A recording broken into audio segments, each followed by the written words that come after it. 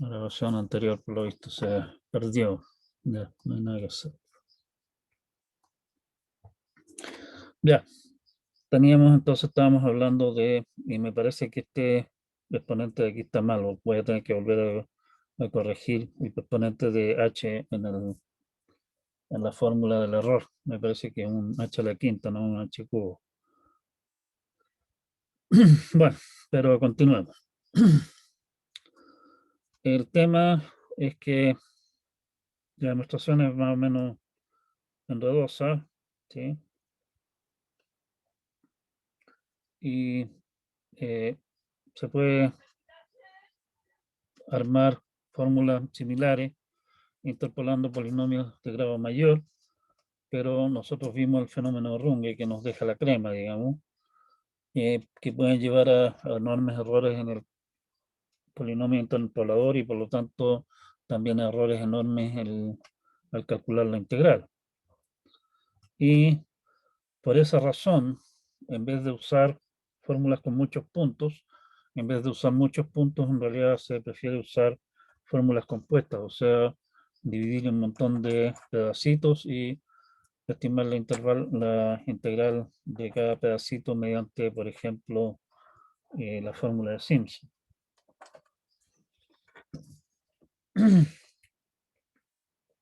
Otra opción sería usar nodos de Chebyshev, que garantizan un error de interpolación más bien parejo en el intervalo, pero en realidad resulta que hay mejores opciones que usar fórmulas de Gauss, que va a ser nuestro tema siguiente. Otra cosa que viene aquí en esta área, pariente cercano, es lo que se conoce como aceleración de Richardson. Supongamos que tenemos una aproximación a una cantidad, llamémosle A asterisco, que cumple A de H es A asterisco más CH a la N más O de H a la N más 1. ¿Sí?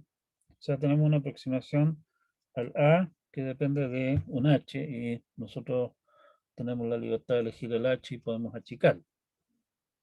Caso, por ejemplo, que estemos calculando una integral y la integral, la aproximación de la integral que estamos utilizando, que en el caso de, por ejemplo, trapezoides o qué sé yo, depende de una potencia de h de una forma de esta manera. Si nosotros omitimos el término error, o sea, el O mayúscula, podemos calcular y calculamos A de h para dos valores de h, obtenemos un sistema de ecuaciones para asterisco y C, ¿correcto? Si resolvemos eso para A asterisco, vamos a obtener una aproximación mejor al A asterisco que las dos estimaciones que teníamos. O sea, en el fondo estamos acelerando la convergencia en vez de calcular para, o sea, estamos obteniendo un resultado que esperamos sea mejor que los resultados que tenemos con los dos H que tenemos. En particular, si estamos suponiendo que A de H es A asterisco más C de H a la N, y ya que estamos en eso, probablemente lo que vamos a hacer va a ser dividir nuestro H en alguna fracción, o sea, por ejemplo, en medios o tercios, disminuir el intervalo que estamos usando a la mitad o un tercio, alguna cosa así. Suponiendo que lo estamos dividiendo en t trozos, nos resulta que el A de H partido por T será H asterisco más CH partido por T. Si sustituimos eso y nuestra fórmula de... si tenemos esos dos valores y de ese sistema de ecuaciones, que es un sistema de ecuaciones para A asterisco y C, despejamos el A asterisco, que en realidad nos interesa, el C nos da exactamente lo mismo, ¿cierto? Obtenemos una nueva aproximación a la que vamos a llamar A más, que de A más es T a la N veces A de H partido por T menos A sub H, A de H partido por T a la N menos 1. ¿Sí? En particular, si es que nosotros estamos usando t igual 2, bueno, resulta 2 a la n veces AH partido por AH medios menos AH partido por 2 a la n menos 1. ¿Sí? Analicemos el error de lo que estamos cometiendo con el A más S.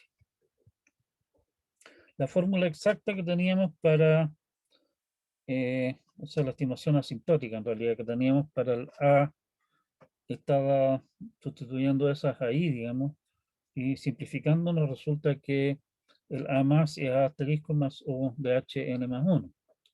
O sea, usando dos valores de H, aumentamos el orden del método. Incluso nos da una estimación bastante razonable del error al comparar A más con AH partido por T. ¿Sí? A eso se le llama aceleración de Richardson. Eso. Integración de Romberg. Una aplicación de la aceleración de Richardson es lo que se conoce como integración de Romberg. La idea es aproximar la integral mediante trapezoides para h y h medios y esta extrapolación de Richardson con t igual 2 para obtener una aproximación mejor. La gracia de la interpolación de Romberg es que, usándolo particularmente con la fórmula de trapezoides, es que es sumamente fácil reutilizar el valor calculado antes, porque básicamente lo que tenemos que hacer es sumar solamente los valores de la función en los puntos intermedios, no es mucho más la pega que hay que hacer. Y por lo tanto, la cantidad de trabajo total que hay que hacer con esto es aproximadamente solo el trabajo que se requiere para el paso más chico. Y eso es bastante más, es bastante decente, digamos, y por lo demás estamos obteniendo una fórmula de, de mayor orden, ¿sí? Más precisa que los valores intermedios. La otra gracia que tiene esto, y ahí en realidad podemos, podemos extender esto, la gracia que tiene es, como decíamos, ahí el método nos da como subproducto una aproximación del error que estamos cometiendo, o sea, el AH medios menos el A más que estamos calculando mediante nuestra maravillosa fórmula. Si ese error todavía es demasiado grande, podemos repetir el ejercicio de dividir cada uno de los intervalitos en dos y hacer la misma jugarreta de nuevo, hasta finalmente llegar a tener un error lo suficientemente pequeño. La historia se puede extender la idea esta a cuadratura adaptativa. O sea, por ejemplo, pónganse el caso de que queremos calcular la integral de alguna función que se comporta en forma desigual en el intervalo, o sea, en una parte del intervalo eh, es muy dispareja, digamos, y en otra es más, se comporta en forma más civilizada. La parte donde la función es más suave, digamos, no tiene demasiados cambios de valores o no tiene derivadas tan grandes, el método de integrar mediante trapezoides de por sí nos va a dar un buen resultado. Y para esa parte del intervalo, en realidad no tiene mucho sentido achicar más los intervalitos que estamos usando porque ya tenemos una buena aproximación para esa parte del intervalo que nos interesa. Y en otras partes donde la función varía en forma más violenta, ahí sí requeriremos utilizar más puntos. Entonces la idea de cuadratura adaptativa es básicamente decir, por ejemplo, dividamos el tramo que estamos trabajando en dos y veamos cómo anda el error en cada una de las dos mitades. Una vez que tenemos, digamos, ¿cómo se dice? presupuesto de error total, ¿sí? Y ese presupuesto de error total, bueno, le asignamos mitad y mitad a cada una de las dos mitades. Y las dos mitades calculamos la integral hasta llegar a que la estimación del error en ese pedazo es menor al presupuesto que tenemos asignado para ese tramo. Y podemos seguir aplicando esa misma idea de ir subdividiendo con todo lo que sea necesario para tener un método que en el fondo es, se va adaptando, digamos, a cómo se comporta la función en cada uno de los tramos, ¿sí? ¿Por qué usar trapezoides y no alguna regla más elegante, llamémoslo así, como lo es método de Simpson? Es precisamente por el hecho de que para extender los trapezoides al doble de puntos, lo único que tengo que hacer es sumar el valor de la función en los puntos intermedios, no mucho más que eso lo que hay que hacer, así que no hay que hacer demasiado cálculo extraño. En el caso de usar, por ejemplo, Simpson, ahí las cosas cambian, ahí no es cosa de simplemente agregar los valores adicionales si es que empiezo a subdividir los intervalos, por eso no se usa Simpson en esos casos. Eso.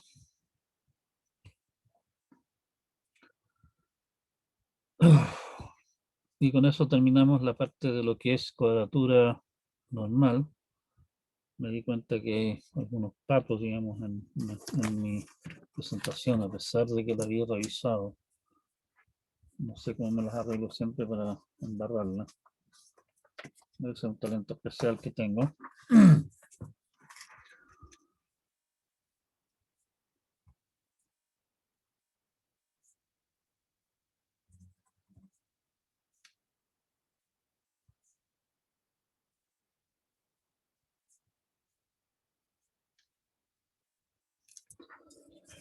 Ya, voy a tener que volver a corregir la cuestión entonces.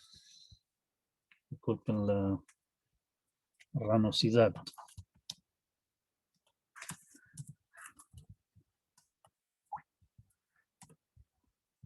Vamos a otro tema entonces. Otro tema siguiente, cuadratura de Gauss. Esta es una técnica, un lado es una técnica bastante interesante, pero por el otro lado es entretenido en el sentido de que muestra cómo aplicar algunas técnicas, digamos, alguna parte de la matemática bastante alejada de lo que estamos haciendo acá para obtener resultados en esta área. Primera cosa, nosotros estamos trabajando con los nodos que nos dan. O sea, estamos suponiendo simplemente nodos igualmente espaciados por comodidad. Pero si nosotros nos damos el lujo de, en realidad, elegir los n más 1 puntos, en vez de aceptar los que nos den, en total tenemos 2n más 2 variables. Con lo cual, o sea, 2n más 2 variables, que son los puntos y los puntos mismos y ¿cómo se llaman? Los coeficientes a ser aplicados a la función en esos puntos, con las que podemos cumplir entonces 2n más 2 condiciones. Y cumplir 2n más 2 condiciones significa, por ejemplo, hacer que la regla sea exacta para polinomios de grado 2n más 1. O sea, básicamente por la vía de elegir los puntos podemos aumentar el grado del polinomio que estamos interpolando casi al doble, lo que no es menor. La forma obvia de hacerlo es plantear el sistema de ecuaciones correspondiente, igual como lo hicimos nosotros cuando planteamos el método de Simpson, pero resulta que ese sistema de ecuaciones no es un sistema lineal, como resultó en el caso de Simpson, y ya nos estamos empezando a meter en el problema. Para en realidad obtener los puntos necesarios y los coeficientes y toda la historia, nos vamos a dar un desvío. Y ese desvío pasa por hablar de normas de funciones. Sea un intervalo AB, donde los extremos pueden ser infinitos, en realidad no nos cerramos a esa posibilidad, pero no quiero empezar a tener que estar hablando de que si uno es infinito, el otro es infinito, bla, bla, bla, así que tengan eso presente simplemente. Y tenemos una función peso, W, que es continua y positiva. Eso es importante.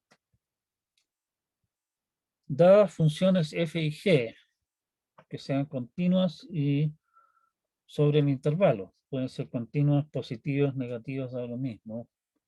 Lo que importa solamente es que la función W es continua y positiva. El producto interno de ese par de funciones sobre el intervalo respecto de la función W se define como esa integral de ahí. ¿Sí? La norma de la función f es simplemente la raíz cuadrada de esa cosa de ahí. Está claro que aquí no nos podemos meter en problemas porque estamos suponiendo que la función w siempre es positiva. Si estoy calculando el producto de f con f, queda f cuadrado acá, que ese, ¿cómo se llama? Eso es siempre mayor o igual a 0, y por lo tanto la integral siempre es mayor o igual a 0, y por lo tanto esa raíz cuadrada de ahí tiene perfecto sentido. Vamos a decir que las funciones f y g son ortogonales sobre el tramo con peso w si el producto entre los dos, producto interno f con g, es 0. Eso puede darse obviamente incluso si es que las funciones no son 0. Decimos además que f está normalizada si la norma de f es 1.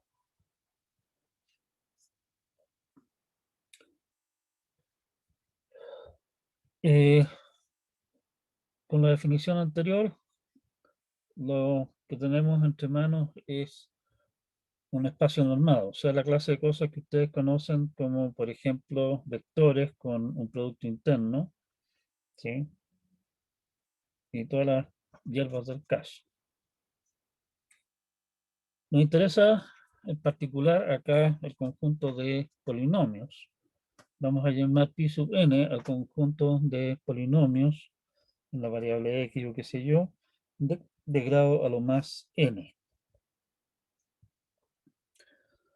Polinomios ortogonales, entonces aplicando las teorías, o sea, las definiciones anteriores, si W es una función de peso sobre un cierto intervalo, decimos que la secuencia de intervalos de polinomios P sub n de x, donde P sub n es de grado n, es ortogonal si para i distinto de j, los polinomios P sub i y P sub j son ortogonales. Y decimos que es un conjunto ortonormal si además las normas de cada uno de ellos es 1. Estas cosas pueden construirse cualquier conjunto de vectores independientes. En nuestro caso, un conjunto de vectores independientes, el conjunto 1, x, x cuadrado, etcétera, el proceso de Gram-Schmidt. Eso lo deben haber visto ustedes en algunos ramos de matemáticas. Y si no, creo que el detalle está en el apunte del ramo, al final. El punto interesante de los polinomios ortogonales, o sea, tienen varias propiedades muy interesantes que son las que vamos a aprovechar en esto ahora. Sea P de X un polinomio ortogonal de grado n sobre AB, con función de peso W. Entonces P tiene n ceros simples en el tramo. ¿Sí? Lo que definitivamente es curioso, o sea, perfectamente el polinomio podría tener ceros múltiples, una cosa, y nada lo obliga a tener ceros solamente en ese tramo. La demostración en realidad es bastante sencilla. Supongamos que x1, x2 hasta xr son los ceros posiblemente repetidos de p en ese intervalo. O sea, el r no estamos suponiendo que sea n, puede ser menos 0 los que tienen el intervalo. Definamos el polinomio q de x como x menos x1, bla, bla, bla, hasta x menos xr, donde el grado de q es r, que como el polinomio p puede tener los más n ceros, r es menor o igual que n. Está claro que como p de x entre sus factores incluye el factor x, los factores x menos x1 hasta x menos xr, quiere decir que el polinomio p de x por q de x en el intervalo no cambia de signo, es un polinomio y todos los factores, digamos, que podrían hacer que el polinomio sea cero en el intervalo aparecen como x menos x1 al cuadrado, qué sé yo. No puede cambiar el signo en el intervalo. Por lo tanto, si nosotros calculamos el producto interno entre P y Q, el producto interno entre P y Q tiene que ser distinto de cero, porque la función W de X siempre es mayor que cero, y dijimos que Px, Qx en el intervalo es siempre positivo o siempre negativo, por lo tanto, esa integral imposible que sea cero. Pero eso, como dijimos que p de x era un intervalo, perdón, un polinomio ortogonal de grado n, significa que es ortogonal con todos los polinomios de grado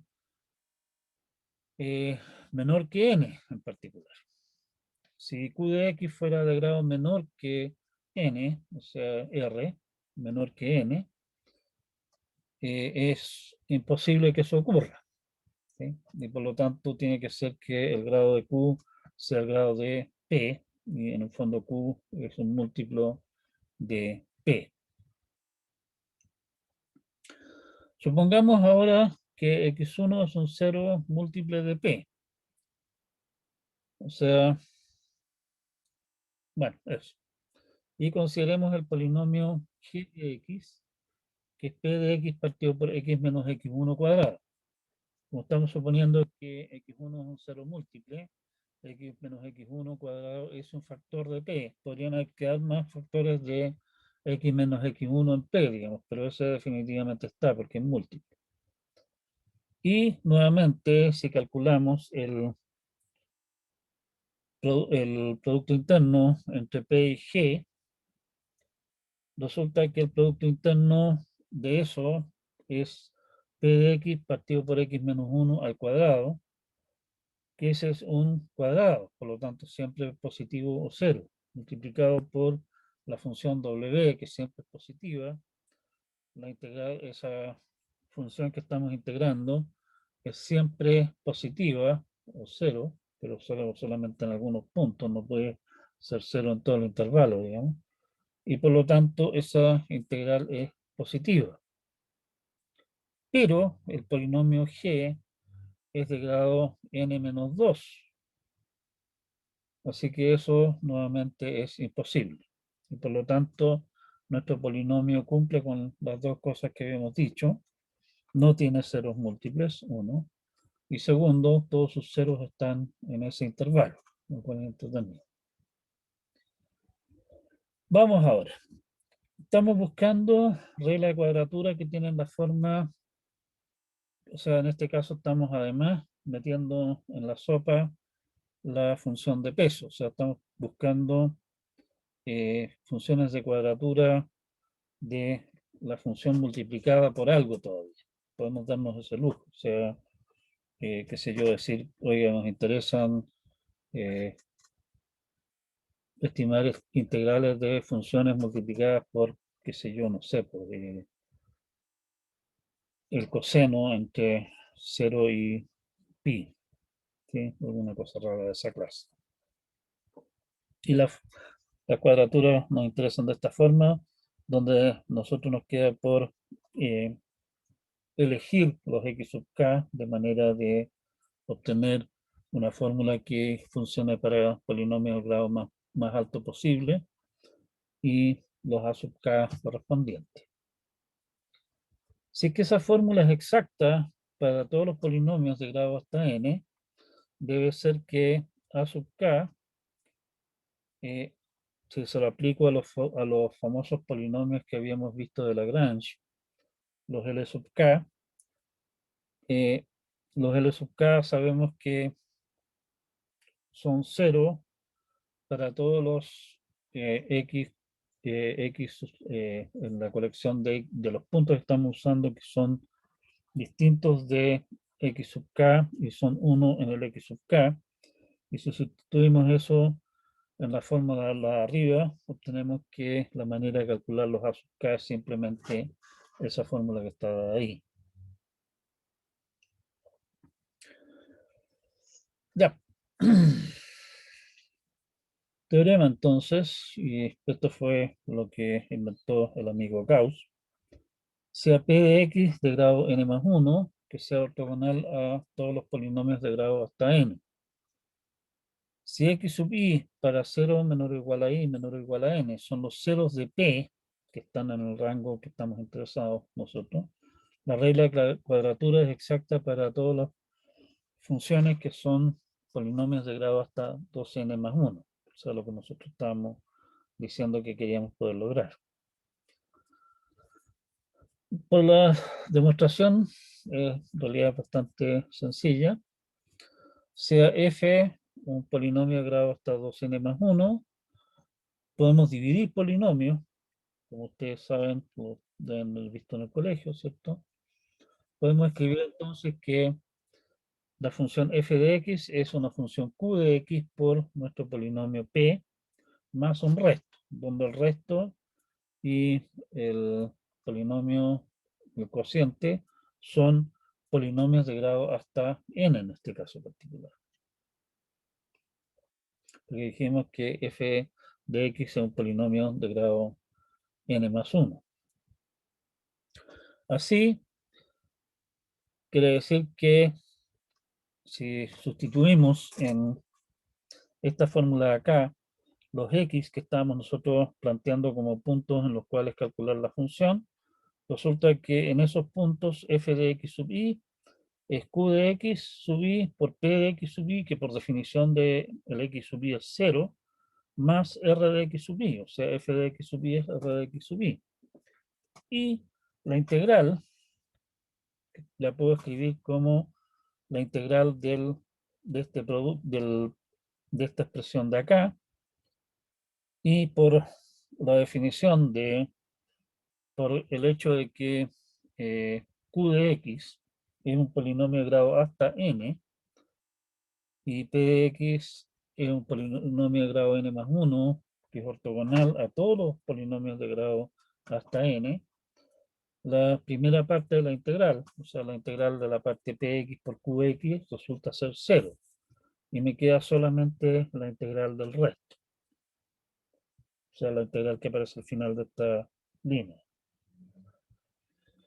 Pero nosotros construimos el método de tal manera que sea exacto para todos los polinomios de R, de todos los polinomios de grado n, y por lo tanto la integral esa exactamente es igual a la suma de los a sub i por los r de x sub i, pero los r de x sub i dijimos que eran igual a los f de x sub i, y por lo tanto es igual a la suma que está planteando nuestra técnica, nuestra regla de integración.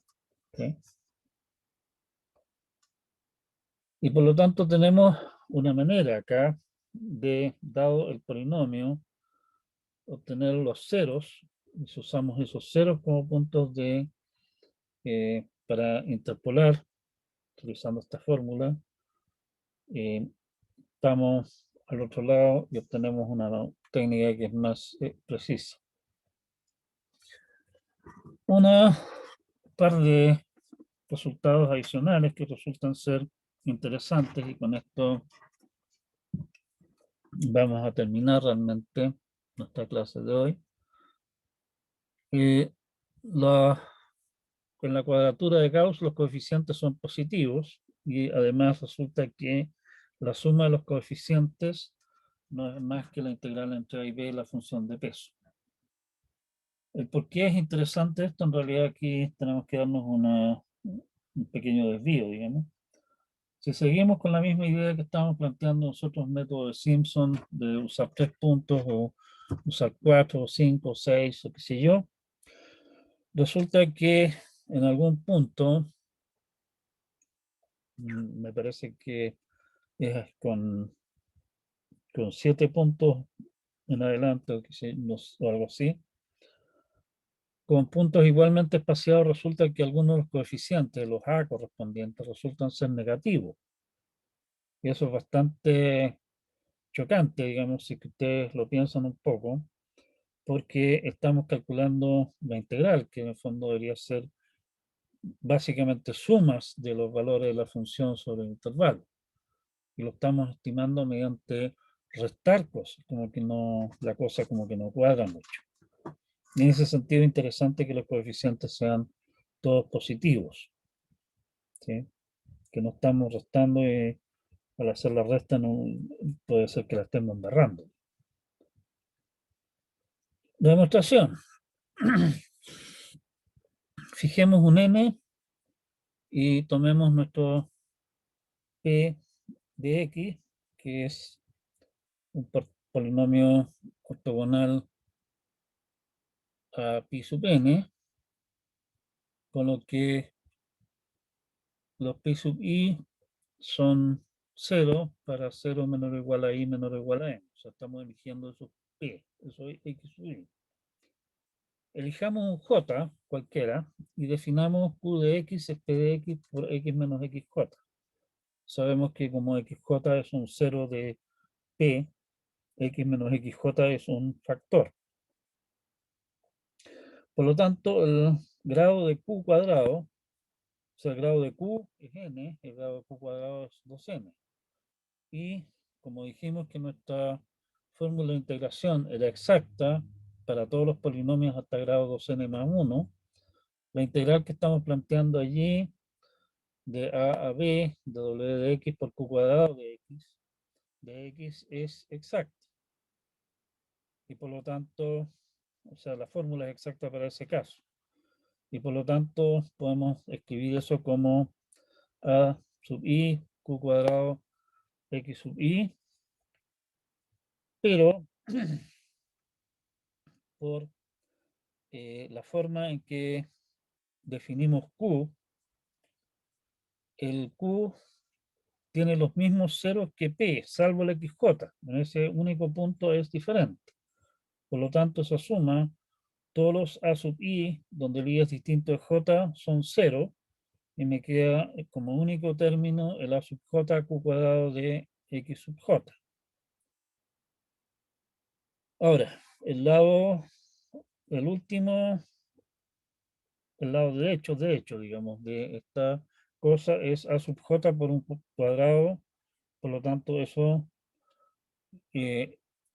y además sabemos que el q cuadrado no es 0, porque dijimos que p sub i no tiene ceros múltiples, ¿sí? Por lo tanto q no es 0 en x sub j. O sea, tenemos a sub j multiplicado por el cuadrado de q de x sub j. Y al otro lado tenemos la integral entre a y b de la función positiva w multiplicado por la función no negativa q cuadrado de x, que es, negativo, es 0 solamente en algunos puntos, por lo tanto esa integral también es positiva. Y concluimos que a sub j tiene que ser mayor que 0. Y la otra cosa que podemos hacer es integrar alegremente la función 1. Como 1 es un polinomio de grado 0, nuestra fórmula de integración es exacta para ese polinomio, porque es menor en grado que 2 a la n más 1. Por lo tanto, esa integral es exacta y esa integral es precisamente la suma de los a sub i. Estamos. No sé si me siguieron lo que les comenté. ¿Se entiende lo que estábamos hablando acá? ¿Aló?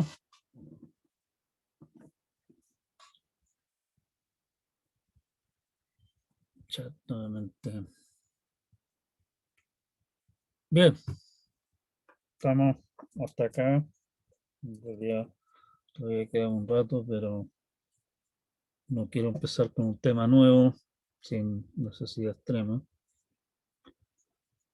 Así que vamos a dejar esta cuenta hasta acá. Puntos importantes, como les digo, tengo que corregir el tema de exponentes de Simpson, se me pasó, me parece que es h a la quinta, no h cubo, tengo que verificarlo. Y ¿Profe? punto interesantísimo son la fórmula de integración de Gauss. Resulta que los polinomios, ¿cómo se llaman? Los polinomios ortogonales que aparecen allí en la fórmula de integración de Gauss, también aparecen esos mismos polinomios en otras áreas más y por lo tanto son en general funciones bastante bien estudiadas y si se dan un poco de maña van a encontrar, lo pueden calcular, en todos los casos usando su paquete de álgebra simbólica preferido, y pueden calcular ustedes mismos los polinomios y hacer todo el trabajo. Una lata, pero no es algo en realidad demasiado difícil. ¿Sí?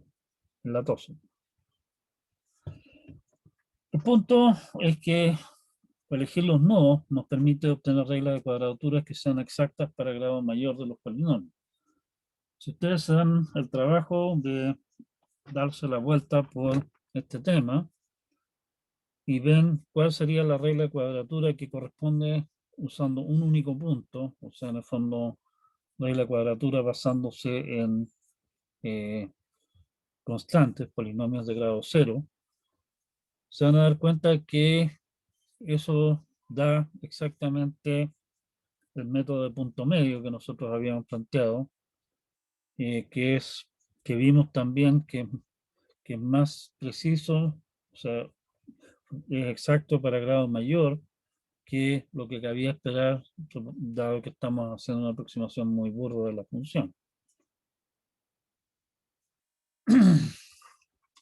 Usando la idea de polinomios ortogonales podemos obtener fórmulas bastante elegantes para los nodos, porque en el fondo la idea que habíamos planteado originalmente de calcular los nodos por la vía de plantear un sistema de ecuaciones que incluye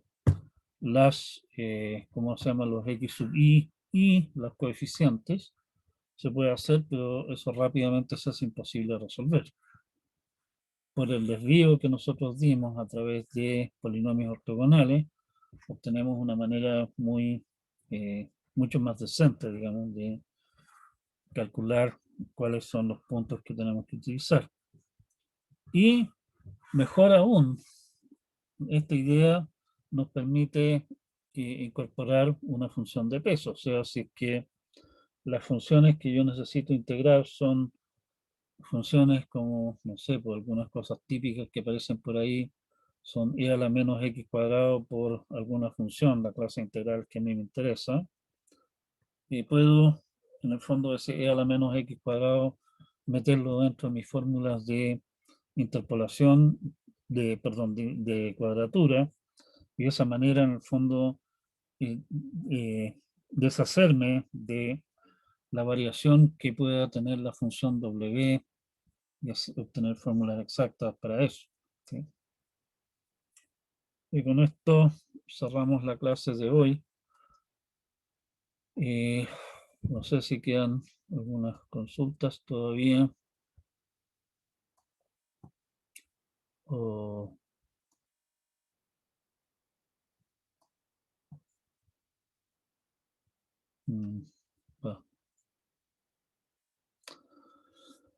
cedo la palabra, no sé si hay comentarios.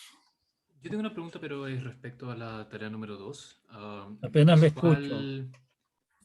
¿Se me escucha, profe?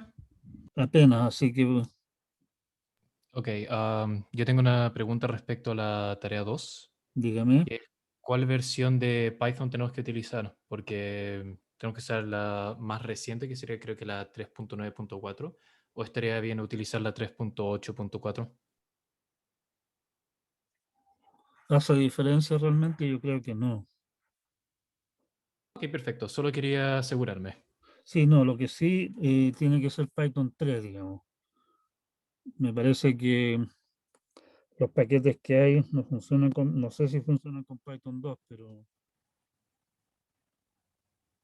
Python 2 está descontinuado oficialmente. Ya, perfecto. Muchas gracias, profe. Ujú.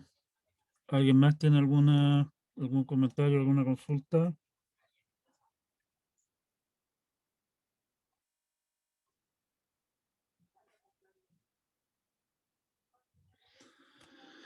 Ya, si no hay nada más, eh, los dejo. Voy a subir la presentación, o sea, el video en un rato más.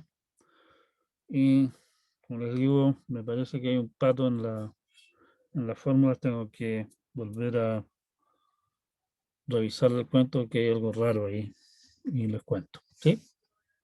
Nos vemos entonces cuando nos vemos nosotros de nuevo, el próximo lunes. Chao, chao. Chao, profe.